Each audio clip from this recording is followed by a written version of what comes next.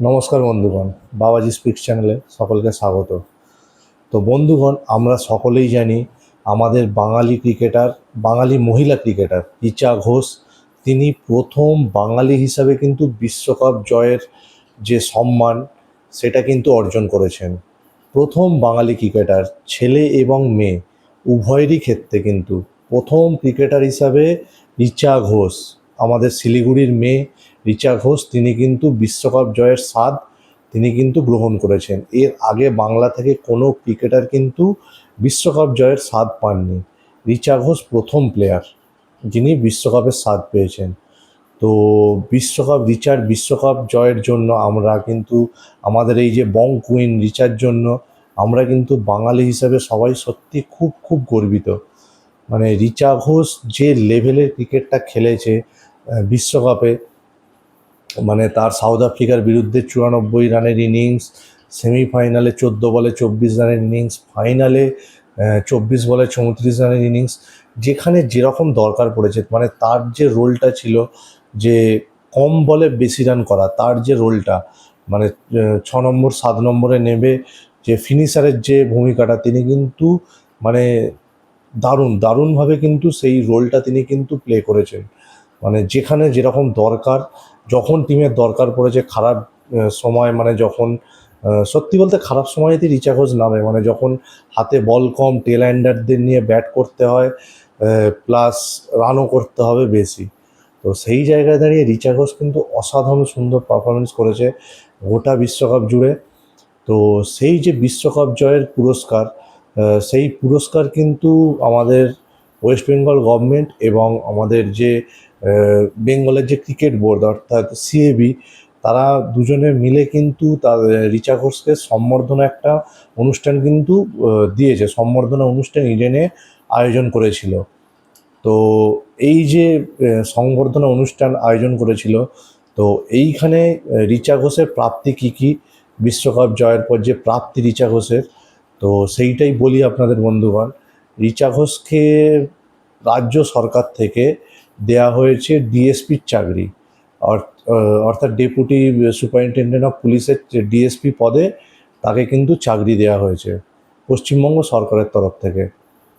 আর আমাদের Bengal cricket board CAB তাকে ফাইনালে 34 রান করার জন্য দিয়েছে 34 লক্ষ টাকার চেক, তার হাতে তুলে দিয়েছে রিচা ঘোষের হাতে। আর ক্রীড়া দপ্তর থেকে দেয়া হয়েছে একটা সোনার চেন। আর সিএবি, হ্যাঁ, আর সিএবি 34 লক্ষ টাকার পাশাপাশি ক্যাশ দেওয়ার পাশাপাশিও তাকে কিন্তু একটা সোনার ব্যাট উপহার দিয়েছে। আর ক্রীড়া দপ্তর থেকে তাকে একটা সোনার চেন দেওয়া হয়েছে। তো এই হচ্ছে রিচা ঘোষের বিশ্বকাপ জয়ের পর প্রাপ্তি। এবার দেখে নিই যে ইন্ডিয়ান টিমের যে বাকি স্টেটের যে প্লেয়ারগুলো আছে তারা কি পেয়েছে। তো মহারাষ্ট্রের যে প্লেয়ারগুলো ছিল, 3জন প্লেয়ার ছিল মহারাষ্ট্রের বিশ্বকাপ জয়ী টিমে, সেটা হচ্ছে স্মৃতি মান্ধানা, জেমিমা রড্রিগেজ এবং রাধা যাদব। এই 3জন মহারাষ্ট্র থেকে প্লেয়ার ছিল মহারাষ্ট্র সরকার তাদেরকে দিয়েছে 2.5 কোটি টাকা। 2.5 কোটি টাকা তাদের কিন্তু পুরস্কার মূল্য দিয়েছে বিশ্বকাপ জয়ের জন্য।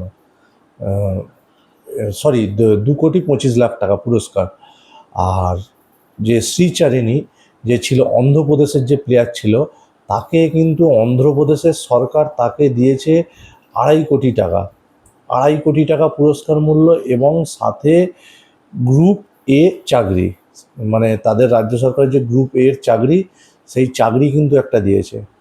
আর এদিকে রেণুকা সিং ঠাকুর, যিনি হিমাচল প্রদেশের, তিনিও হিমাচল প্রদেশ সরকারের থেকে পেয়েছে 1 কোটি টাকার পুরস্কার।